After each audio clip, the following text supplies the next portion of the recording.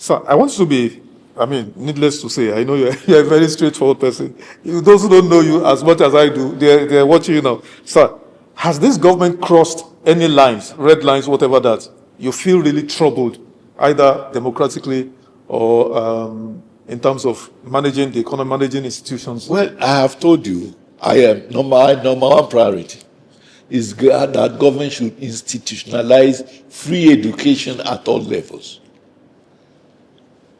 When I was campaigning, when I started my campaign for the governorship, some people challenged me. They said, "Okay, we hear that you want to do free education at all levels. Where would you get the money?" I asked them, where did Allah get money to do it when he's doing it several decades ago? They said cocoa. I said, has cocoa now finished? Is cocoa no more available in Nigeria? On top of cocoa, there's also, oil money, crude oil, solid, several other things. So there's enough money in this country to make education free. It is the greatest thing you can give to the poor people in this country. If they don't have to worry about, the education of their children, if children on the streets will be adequately taken care of, you are contributing to the eventual manpower development of this country. Even free health, full employment. A lot of people, when I wrote it as one of my campaign promises, they were wondering, they could not imagine that you say you are talking of full employment. They say, how can you employ everybody in the government service? I say, you don't have to employ everybody in government service before you succeed with full employment. Number one, if you take, for instance, people who read agriculture, let all graduates of agriculture in this country be given pieces of land, 5 acres, 10 acres, give them tractors, and provide seed money for them. The result of that, a loan will be more than what you are getting from oil now. On the top of it, on others, there's a lot of in entrepreneurial training you can give to jobless graduates. I believe some of these ideas, if we embark on them, within 2 years, we can eliminate graduate unemployment in this country. Once you eliminate graduate unemployment, those people who have become entrepreneurs will be able to engage other less endowed people on work job, labor job, administrative job, and all of that, and so on and so forth. Integrated infrastructure development, agricultural revolution, all of these. These are ideas that we can sell to government. But when you don't have opportunity, I feel sad a lot of times that these ideas cannot see the light of day in terms of implementation. Some experts have posited that when government officials, elected and appointed, say there's no money to do healthcare, to do education, to do all the... But then these experts counter by saying the money is available, just like you said now, but it is that misprioritization. And they gave examples that the cost of one SUV alone is about 150 million to 200 million. It is sickening. It is sickening that one person... If you calculate the number of SUVs we have, or the mansion, like you said now, the governor's house in Oyo State, 63 billion for renovation. It is mad. It is madness. Let me tell you, with due respect to our members in the National Assembly, if you know how much each person earns in a month, not year, unfortunately, they don't have Oga. The president cannot control them. And whatever budget they make, the president must implement. And how are these? They suddenly all become millionaires over a short period. I always tell people, when I wanted to be governor, some people were, pleading with me that I should rather go for the Senate. And I told them, look, I am aware that for anybody who wants money in politics, the National Assembly is the place to go, because without stealing, you get all the money that you need. But I wanted to be governor because I have 7 cardinal programs which I know will benefit the general public.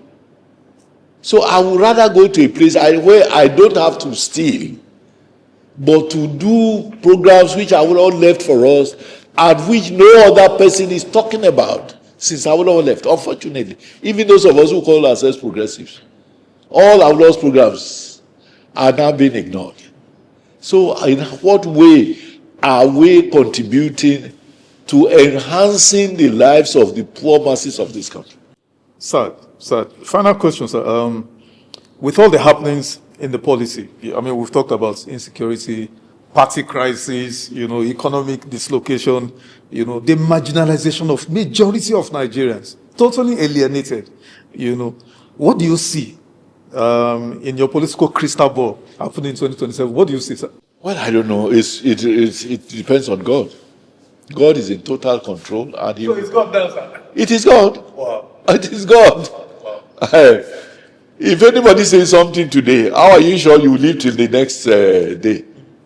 Because death does not give a notice. But as a rational person, sir, I mean, I don't know what will happen. I don't know, because things are still unfolding.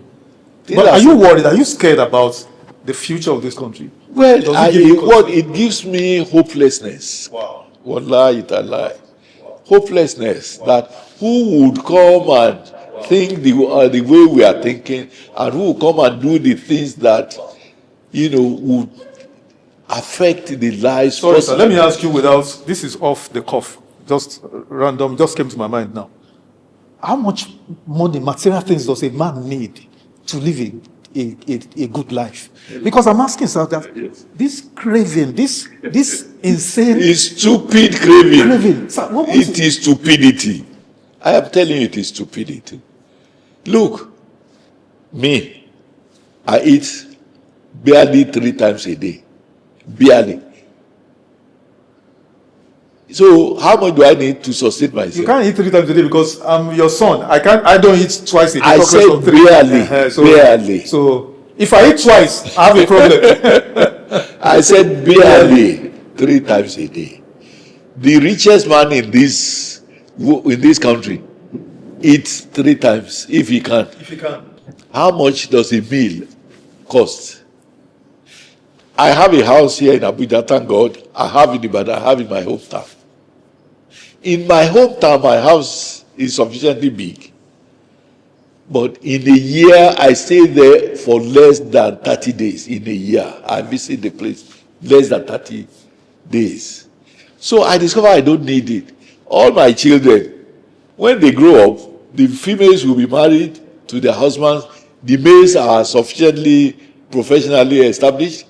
They don't need that, my house. They don't need it. They all have cars. They don't need my car. So if I have more than one car, what do I do with it? So it is madness and ungodliness for people to want to become multimillionaires. And the unfortunate thing is this: they refuse to realize that the poor man has a stake in the wealth that God has given them, or that they have acquired, legally or illegally. God will ask questions, because God did not give you whatever God gives you. It's not for you alone. It's for the poor, the wretched, other people in society, to spread it. So, but people who are stupid, there's no solution to stupidity. They want to become, and in any case, I don't even quarrel with those who get the money legitimately. But people who break God's laws to acquire wealth. And if they know God, for instance, if you are a Muslim, the Prophet has advised, he said, any flesh nourished by haram food will not enter paradise. How would you eat and your parts of your body will not benefit from it? So if God has warned you, don't eat haram, that is forbidden food, that is stolen food and all of that. Government money is part of it. If it's not legitimately with you, you account for it. So, and that is why I now want to go back to try to retrieve people's lives from the dangerous, moves that they will eventually end up with. 1 minute, sir. Speak to Nigerian politicians on the values of doing good for the common good of Well, the thing I have seen, not only Nigerian politicians, Nigerians generally, a lot of people don't know God. A lot of people don't know why they are on earth, why they were created. A lot of people don't know their responsibilities as living beings.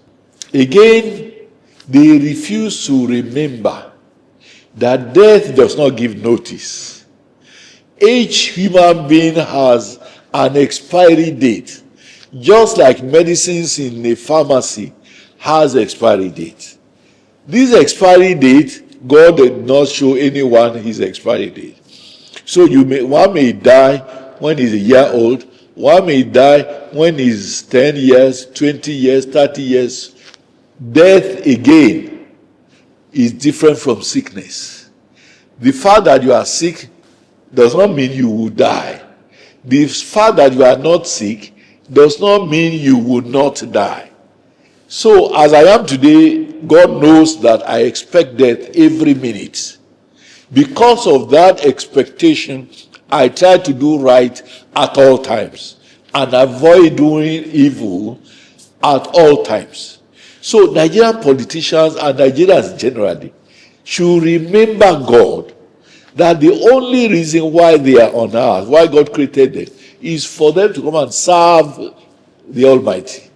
So if you are admitted to a university, for instance, and instead of facing your studies, all that you go and engage in is boya elemungeton or cultism. When the date of exam comes, what you will do right to make you pass. Because of this, Nigerians should remember to turn back to God. They should seek to know why they are on earth and what they are supposed to do, and the fact that death will come knocking at any moment. And that is why I want to commit myself. I have written 8 books on Islam. I want to start promoting these books to get Nigerians to read, so that perchance God may, through those books, make them conscious of their responsibilities and, make them turn new leaves.